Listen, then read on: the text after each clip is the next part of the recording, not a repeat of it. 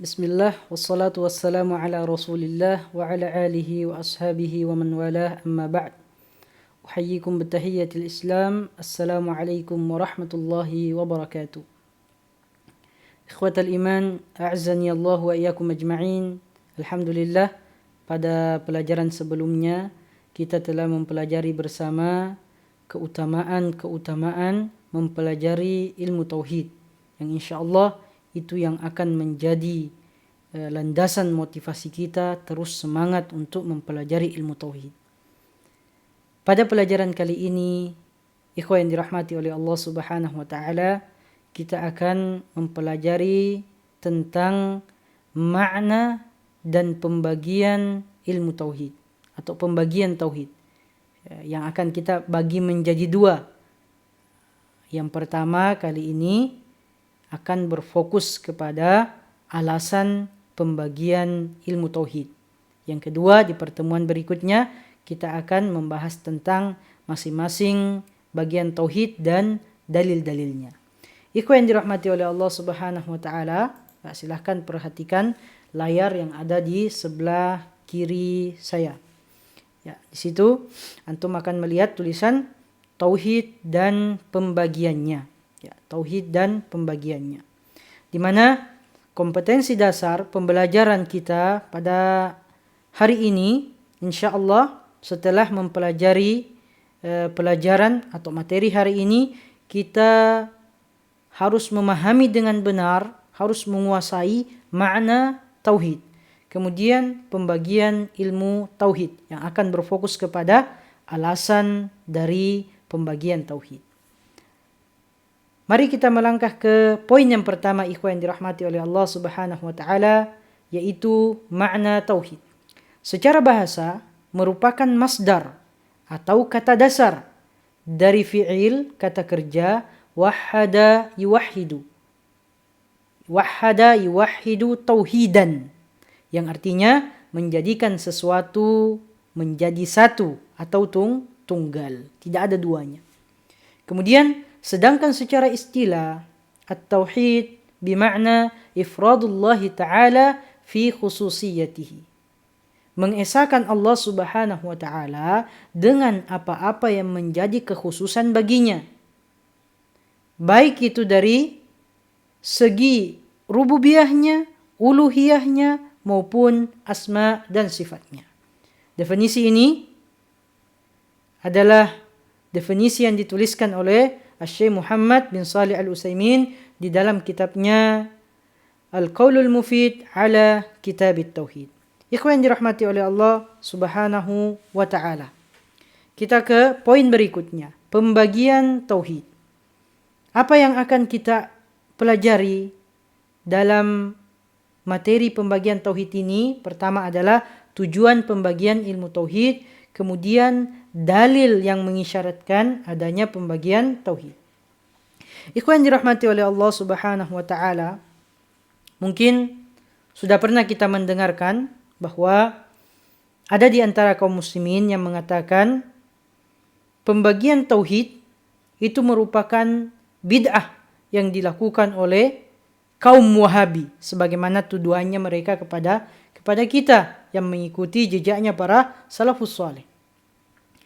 Bahkan ada yang lebih parah dari itu, ikhwan yang dirahmati oleh Allah Subhanahu wa taala. Di antara mereka ada yang mengatakan pembagian tauhid menjadi 3 itu sama saja dengan trinitasnya kaum Nasrani. Wal iyadzu billah. Ikhwan yang dirahmati oleh Allah Subhanahu wa taala. Kita katakan kepada mereka bahwa pembagian tauhid itu menjadi 3 bukan merupakan perkara bid'ah. Namun ini yang disebut oleh ulama usuliyun di dalam kitab-kitab usul fiqh sebagai al-maslahah al-mursalah. Sama dengan posisinya pembukuan Al-Quran. Atau sama dengan pembagian hukum taklifi menjadi 5. Wajib, sunnah, mandub, mubah, makruh, haram. Sama juga dengan pembagian bahasa Arab menjadi 3 bagian. Isim, fi'il, harf. Kalau kita periksa bagaimana sejarah di zaman Nabi Sallallahu Alaihi Wasallam dengan para sahabatnya, maka kita tidak akan temukan bahasa Arab itu dibagi menjadi 3 tadi.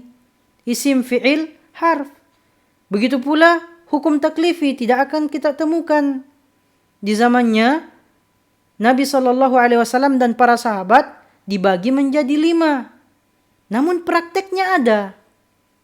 Ini yang perlu untuk kita garis bawahi, ikhwan yang dirahmati oleh Allah Subhanahu wa taala. Begitu juga dengan tauhid.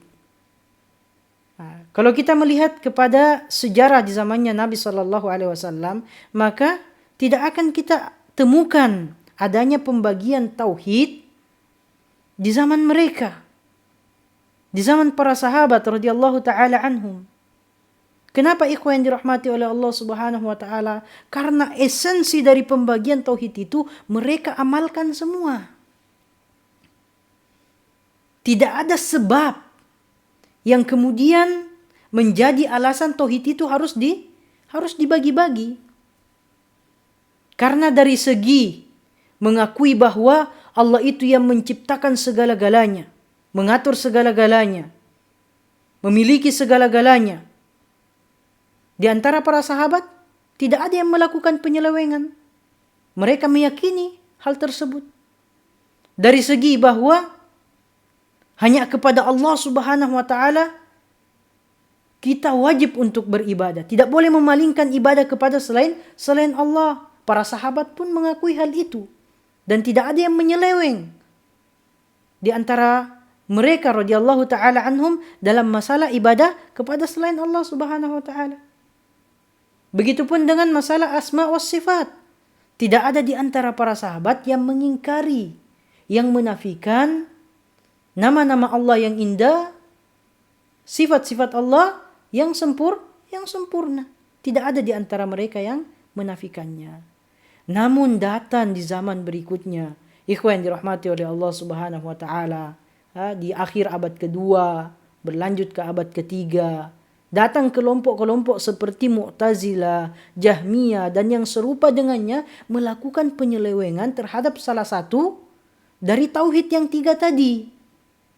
Tepatnya adalah tauhid asma dan sifat, di mana mereka muncul dengan pemikirannya yang menolak nama-nama dan sifat-sifat Allah Subhanahu wa taala, dan ini dibuktikan dengan kitab-kitab tauhid yang ada pada zaman tersebut, yang berfokus menjelaskan tentang tauhidul asma wa sifat dan bantahan terhadap mereka ini, Mu'tazilah, Jahmiyah, yang menolak nama-nama dan sifat-sifat Allah Subhanahu wa taala. Seperti misalnya Ibnu Khuzaimah dalam kitabnya Kitabut Tauhid, Imam Bukhari Khalqu Af'alil Ibad.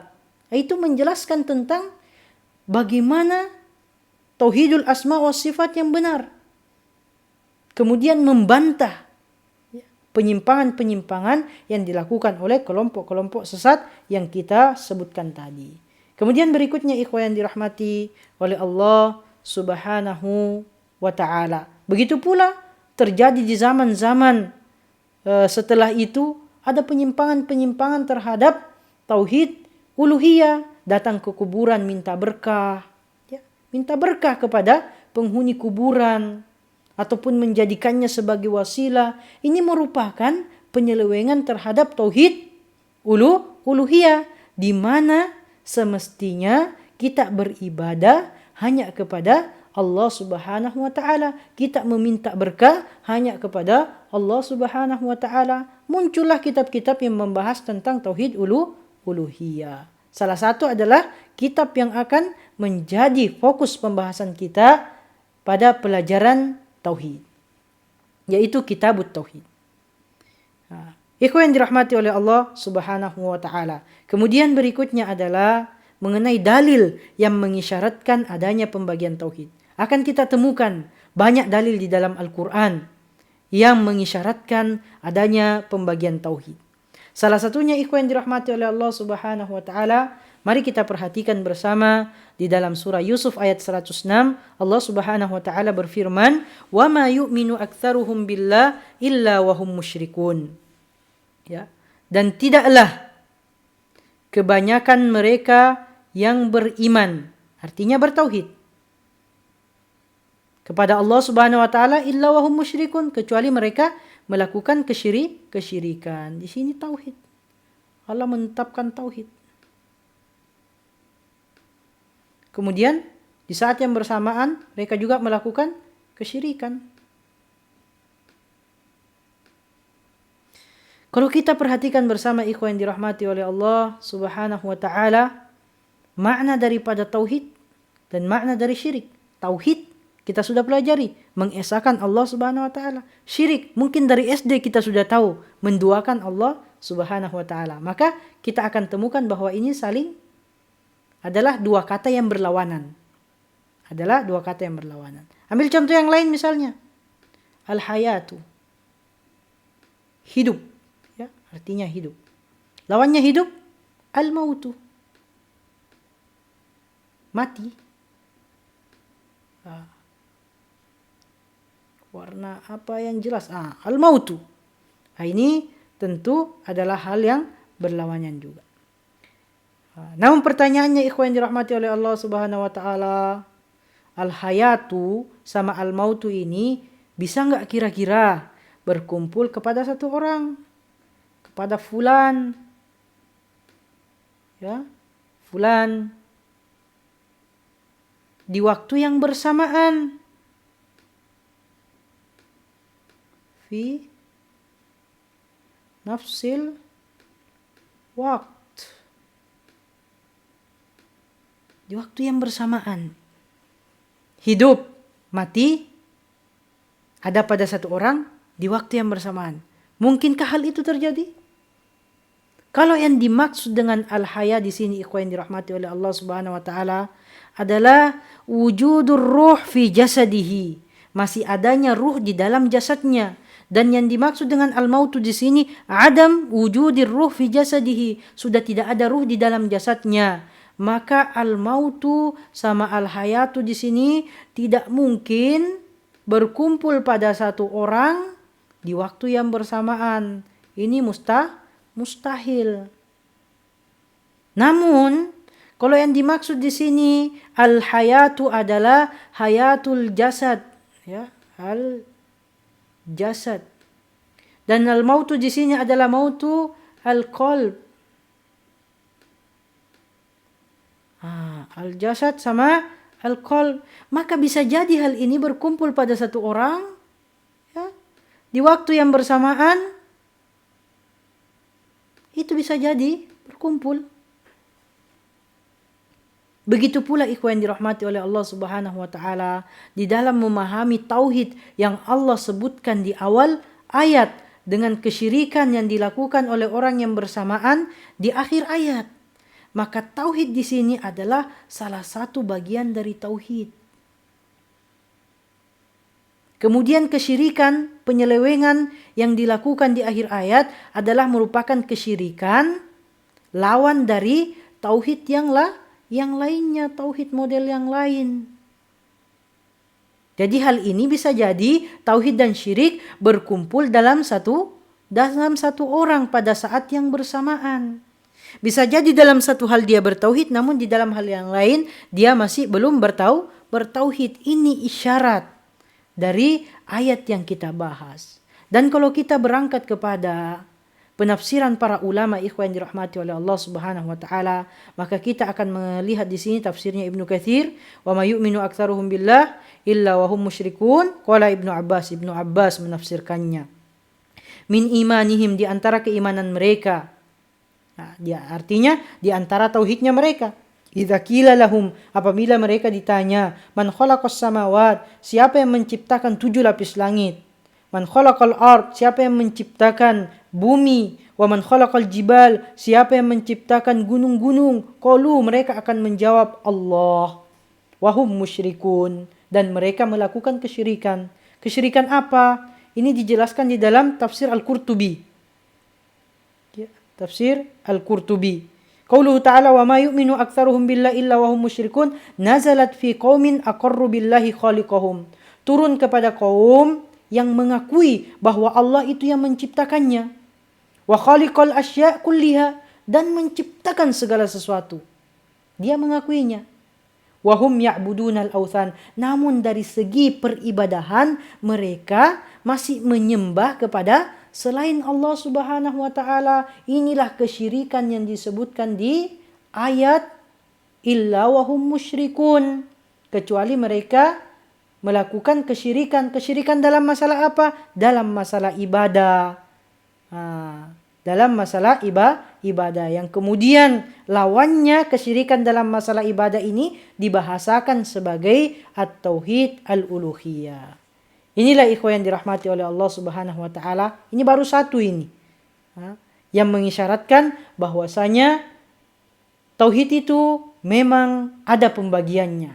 Ada pembagiannya. Jadi bisa jadi satu orang itu dalam satu hal dia sudah bertauhid, namun dalam hal yang lainnya dia belum bertauhid atau masih melakukan kesyirikan. Dan banyak lagi ayat-ayat yang lain. Salah satunya ikhwan yang dirahmati oleh Allah Subhanahu wa taala, ada salah satu ayat di dalam surah Maryam yang terkandung 3 pembagian tauhid di dalamnya. Yang insya Allah ini yang akan menjadi pembahasan kita pada pertemuan yang akan datang insya Allah. Biiznillahi ta'ala. Semoga Allah Subhanahu wa ta'ala memberikan kesehatan kepada kita semua. Dan kita berdoa kepada Allah Subhanahu wa ta'ala. Semoga Allah mengaruniakan kepada kita ilmu yang bermanfaat. Haza wa sallallahu wa sallama ala nabina Muhammad wa ala alihi wa sahbihi wa sallam. Wa akhiru da'wana anilhamdulillahi rabbil alamin. Wassalamu alaikum warahmatullahi wabarakatuh.